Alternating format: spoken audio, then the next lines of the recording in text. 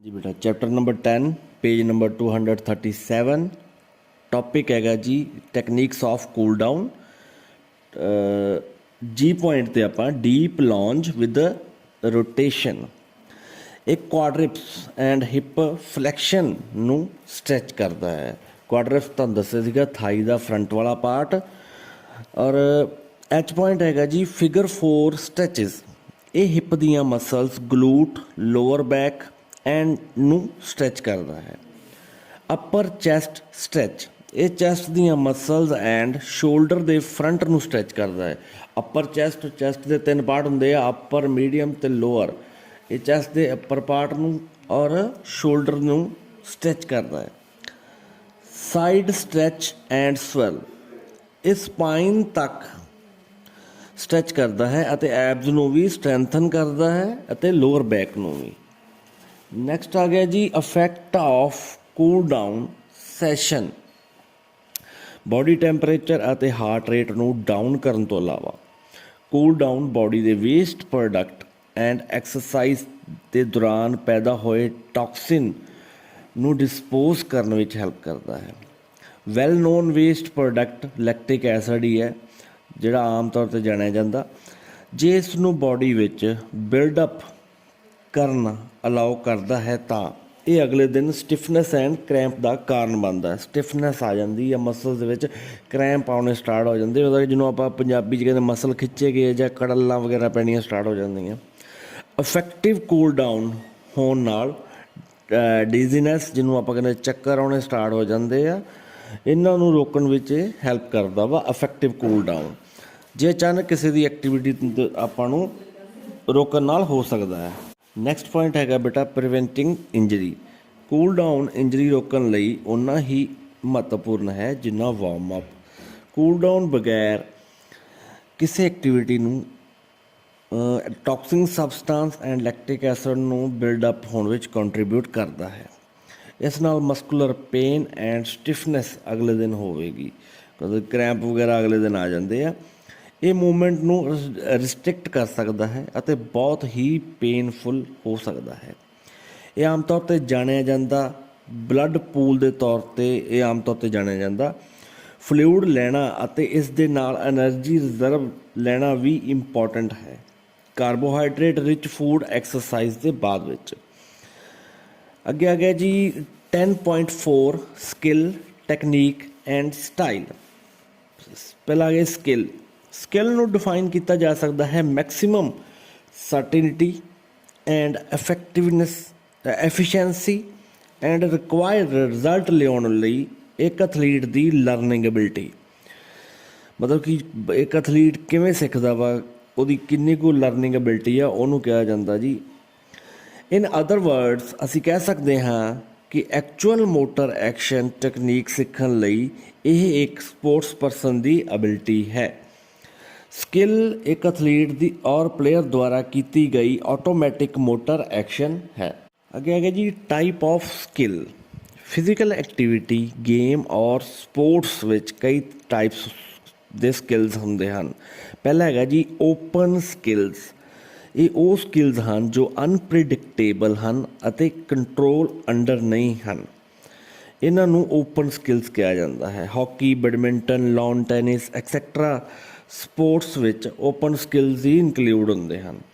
Second ਹੈਗਾ ਜੀ close skills. ਇਹ ਉਹ ਸਕਿੱਲਸ ਹਨ ਜੋ ਸਟੇਬਲ, ਪ੍ਰੀਡਿਕਟੇਬਲ ਇਨਵਾਇਰਮੈਂਟਲ ਵਿੱਚ ਹੁੰਦੇ ਹਨ ਅਤੇ ਜਿੱਥੇ ਪਰਫਾਰਮਰ ਕਲੀਅਰ ਤੌਰ 'ਤੇ ਜਾਣਦੇ ਹਨ ਕਿ ਕੀ ਕਰਨਾ ਹੈ ਅਤੇ ਕਦੋਂ ਕਰਨਾ ਹੈ।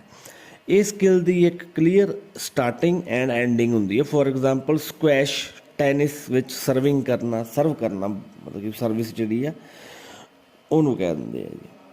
ਨੈਕਸਟ ਪੁਆਇੰਟ ਹੈਗਾ ਜੀ ਸੀਰੀਅਲ ਸਕਿੱਲਸ। ਇਹ ਇੱਕ ਕੰਪਲੈਕਸ ਮੂਵਮੈਂਟ ਬਣਾਉਣ ਲਈ ਇੱਕ ਸੀਰੀਅਲ ਆਰਡਰ ਵਿੱਚ ਕੀਤੇ ਗਏ ਵੱਖੋ ਵੱਖਰੇ ਸਕਿੱਲਸ ਦਾ ਗਰੁੱਪ ਹੈ। ਜਿਵੇਂ ਆਪਾਂ ਟ੍ਰਿਪਲ ਜੰਪ ਲਗਾਉਣੇ ਆ, ਇਹਨਾਂ ਦਾ ਇੱਕ ਸੀਕੁਐਂਸ ਹੁੰਦਾ, ਪਹਿਲਾਂ ਇੱਕ ਪੈਰ 'ਤੇ, ਫਿਰ ਦੂਸਰੇ 'ਤੇ, ਫਿਰ ਤੀਸਰੇ 'ਤੇ। ਇਹ ਸੀਕੁਐਂਸ ਵਿੱਚ ਚੱਲਦੇ ਆ। Number 4 discrete skills.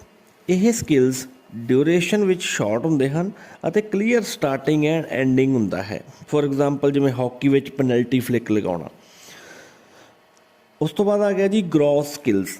ਇਹ ਉਹ ਸਕਿੱਲਸ ਹਨ ਜਿਨ੍ਹਾਂ ਵਿੱਚ ਮਸਲ ਦੀ ਲਾਰਜ ਮੂਵਮੈਂਟ ਸ਼ਾਮਲ ਹੁੰਦੀ ਹੈ ਅਤੇ ਫਾਈਨ ਦੀ ਜ਼ਰੂਰਤ ਨਹੀਂ ਹੁੰਦੀ। ਮੂਵਮੈਂਟਸ ਨੂੰ ਗ੍ਰੋਸ ਸਕਿੱਲਸ ਕਿਹਾ ਜਾਂਦਾ ਹੈ। ਫੋਰ ਐਗਜ਼ਾਮਪਲ ਸ਼ਾਰਟ ਪੁੱਟ ਵਿੱਚ ਸ਼ਾਟ ਲਗਾਉਣਾ। Number 6 fine skills. ਇਹਨਾਂ ਵਿੱਚ ਪ੍ਰਸਾਈਜ਼ ਮੂਵਮੈਂਟ ਸ਼ਾਮਿਲ ਹਨ ਅਤੇ ਹੈਂਡ ਆਈ ਕੋਆਰਡੀਨੇਸ਼ਨ, ਮਤਲਬ ਕਿ ਆਪਾਂ ਹੱਥ ਨਾਲ ਅਤੇ ਅੱਖਾਂ ਦੀ ਦੋਵਾਂ ਦੀ ਕੋਆਰਡੀਨੇਸ਼ਨ ਜ਼ਰੂਰੀ ਹੁੰਦੀ ਹੈ। ਜਿਵੇਂ ਬਾਸਕਟਬਾਲ ਵਿੱਚ ਲੇਅਪ ਸ਼ਾਟ ਕੀ ਹੁੰਦਾ, ਬਾਲ ਨੂੰ ਆਪਾਂ ਲਿਜਾ ਕੇ ਅਤੇ ਜਿਹੜੀ ਬਾਸਕਟ ਕਰਨਾ ਉਹਦੇ ਗੋਲ ਦੇ ਵਿੱਚ। ਨੈਕਸਟ ਹੈਗਾ ਜੀ ਸਿੰਪਲ ਸਕਿੱਲ। ਸਿੰਪਲ ਸਕਿੱਲਸ ਉਹ ਸਕਿੱਲਸ ਹੁੰਦੇ ਹਨ ਜਿੱਥੇ ਪਰਫੋਰਮ ਕਰਨ ਵਾਲੇ ਨੂੰ ਜ਼ਿਆਦਾ ਪ੍ਰੋਸੈਸ ਨਹੀਂ ਕਰਨੀ ਪੈਂਦੀ। ਇਨਫੋਰਮੇਸ਼ਨ ਔਰ ਮੇਕ ਮੈਨੀ ਡਿਸੀਜ਼ਨਸ। ਸਕਿੱਲ ਦੇ ਸਿਰਫ ਥੋੜ੍ਹੇ ਜਿਹੇ ਪਾਰਟ ਹਨ ਅਤੇ ਇਸ ਪਰਫੋਰਮੈਂਸ ਦੇ ਦੌਰਾਨ ਬਹੁਤ ਜ਼ਿਆਦਾ ਫੀਡਬੈਕ ਦੀ ਲੋੜ ਨਹੀਂ ਹੁੰਦੀ। ਜਿਵੇਂ ਸਿੰਪਲ ਸਕਿੱਲ ਸਪ੍ਰਿੰਟਿੰਗ, ਮਤਲਬ ਕਿ ਜਿਹੜੀ ਆਪਾਂ ਸਪ੍ਰਿੰਟ ਲਾਈ ਦੀ 100 ਮੀਟਰ 200 ਮੀਟਰ, ਉਹਦੇ ਵਿੱਚ ਕੋਈ ਜ਼ਿਆਦਾ ਸਕਿੱਲਸ ਦੀ ਜ਼ਰੂਰਤ ਨਹੀਂ ਹੁੰਦੀ ਗੀ, ਬਸ ਸਿੰਪਲ ਹੀ ਕੰਮ ਚੱਲਦਾ। ਨੰਬਰ 8 ਹੈਗਾ ਜੀ ਕੰਪਲੈਕਸ ਸਕਿੱਲਸ। ਕੰਪਲੈਕਸ ਸਕਿੱਲਸ ਉਹ ਸਕਿੱਲਸ ਹਨ ਜਿੱਥੇ ਪਰਫੋਰਮ ਕਰਨ ਵਾਲੇ ਨੂੰ ਬਹੁਤ ਸਾਰੀਆਂ ਪ੍ਰੋਸੈਸ ਕਰਨੀਆਂ ਪੈਂਦੀਆਂ ਹਨ। Information and lot of decision. ਇਸ ਸਕਿੱਲ ਦੇ ਬਹੁਤ ਸਾਰੇ ਸਬ ਰੂਟੀਨਸ ਹਨ ਅਤੇ ਇਸ ਦੀ ਪਰਫੋਰਮੈਂਸ ਦੇ ਦੌਰਾਨ ਬਹੁਤ ਸਾਰੇ ਫੀਡਬੈਕ ਦੀ ਲੋੜ ਹੁੰਦੀ ਹੈ। ਇਹਨੂੰ ਕੰਪਲੈਕਸ ਸਕਿੱਲਸ ਕਿਹਾ ਜਾਂਦਾ। ਜਿਵੇਂ ਆਪਾਂ ਟੈਨਿਸ ਦੀ ਸਰਵਿਸ ਕਰਨਾ ਵਾ, ਇਹ ਬਹੁਤ ਡਿਫੀਕਲਟ ਹੁੰਦੀ ਹੈ, ਇਹਦੇ ਵਿੱਚ ਬਹੁਤ ਸਾਰੀਆਂ ਚੀਜ਼ਾਂ ਵੇਖਣੀਆਂ ਪੈਂਦੀਆਂ, ਡਿਸੀਜਨ ਲੈਣੇ ਪੈਂਦੇ ਆ। Number 9 continue skills. Continue skill ਦੀ ਕੋਈ ਸਪਸ਼ਟ ਸ਼ੁਰੂਆਤ ਅਤੇ ਅੰਤ ਨਹੀਂ ਹੁੰਦਾ। ਇਸ ਦਾ ਐਂਡ ਮੂਵਮੈਂਟ ਸਾਈਕਲ ਦੀ ਅਗਲੀ ਸ਼ੁਰੂਆਤ ਹੈ ਅਤੇ ਸਕਿੱਲ ਨੂੰ ਸਾਈਕਲ ਦੀ ਤਰ੍ਹਾਂ ਰਿਪੀਟ ਕੀਤਾ ਜਾਂਦਾ ਹੈ। ਸਕਿੱਲ ਦੀ ਪਰਫੋਰਮੈਂਸ ਦੇ ਦੌਰਾਨ ਸਕਿੱਲ ਨੂੰ ਕਿਸੇ ਵੀ ਸਮੇਂ ਰੋਕਿਆ ਜਾ ਸਕਦਾ ਹੈ, ਜਿਵੇਂ swimming, running, cycling. Number 10 individual skills. Individual skills ਉਹ ਹਨ ਜੋ ਆਈਸੋਲੇਸ਼ਨ ਵਿੱਚ ਕੀਤੇ ਜਾਂਦੇ ਹਨ। ਜਿਵੇਂ ਆਪਾਂ ਹਾਈ ਜੰਪ ਲਾਉਣੇ ਆ, ਇਹ ਆਪਾਂ ਕਿਸੇ ਆਈਸੋਲੇਸ਼ਨ ਦੇ ਵਿੱਚ ਕਰਦੇ ਹਾਂ। ਅੱਗੇ ਆ ਗਿਆ ਜੀ ਕੋਕੇਟਿਵ ਸਕਿੱਲਸ। ਕੋਕੇਟਿਵ ਸਕਿੱਲਸ ਉਹ ਹਨ ਜੋ ਇੱਕੋ ਸਮੇਂ ਦੂਜਿਆਂ ਵਾਂਗ ਕੀਤੇ ਜਾਂਦੇ ਹਨ ਪਰ ਬਿਨਾਂ ਡਾਇਰੈਕਟ ਕੰਫਰਟੇਸ਼ਨ ਦੇ, ਜਿਵੇਂ ਸਵਿਮਿੰਗ ਹੋ ਗਿਆ। ਅਤੇ 12 ਪੁਆਇੰਟ ਹੈਗਾ ਜੀ ਇੰਟਰਐਕਟਿਵ ਸਕਿੱਲਸ। ਇੰਟਰੈਕਟਿਵ ਸਕਿੱਲਸ ਉਹ ਸਕਿੱਲਸ ਹਨ ਜਿੱਥੇ ਹੋਰ ਪਰਫੋਰਮਡ ਹੁੰਦੇ ਹਨ ਡਾਇਰੈਕਟਲੀ ਇਨਵੋਲਵ, ਜਿਵੇਂ ਰਗਬੀ ਅਤੇ ਨੈੱਟਬਾਲ। ਇਹਦੇ ਵਿੱਚ ਆਪਾਂ ਡਾਇਰੈਕਟਲੀ ਇਨਵੋਲਵ ਹੋ ਜਾਂਦੇ ਹਾਂ। ਹੁਣ ਆ ਗਿਆ ਜੀ ਟੈਕਨੀਕ ਕਿਸੇ ਸਪੋਰਟਸ ਔਰ ਈਵੈਂਟ ਦੀ ਬੇਸਿਕ ਮੂਵਮੈਂਟ ਹੈ। ਅਸੀਂ ਇਹ ਕਹਿ ਸਕਦੇ ਹਾਂ ਕਿ ਟੈਕਨੀਕ ਸਕਿੱਲ ਪਰਫੋਰਮ ਕਰਨ ਦਾ ਵੇ ਹੈ, ਇੱਕ ਤਰੀਕਾ। ਇਹ ਉਹ ਮੈਥਡ ਹੈ ਜੋ ਟੀਚਰ ਔਰ ਕੋਚ ਦੁਆਰਾ ਆਪਣੇ ਸਟੂਡੈਂਟ ਨੂੰ ਟੀਚ ਕਰਦੇ ਹਨ ਤਾਂ ਕਿ ਇਹ ਬੈਸਟ ਰਿਜ਼ਲਟ ਦੇ ਸਕੇ ਜਾਂ ਆਪ ਪ੍ਰਾਪਤ ਕਰ ਸਕੇ। ਟੈਕਨੀਕ ਹਮੇਸ਼ਾ ਸਾਇੰਟੀਫਿਕ ਲਾਈਨ 'ਤੇ ਬੇਸਡ ਹੁੰਦੀ ਹੈ, ਸਪੈਸ਼ਲੀ ਫਿਜ਼ੀਕਲ ਐਕਟੀਵਿਟੀ ਔਰ ਗੇਮਸ ਐਂਡ ਸਪੋਰਟਸ ਵਿੱਚ ਡਿਫਾਈਨਡ ਹੈ।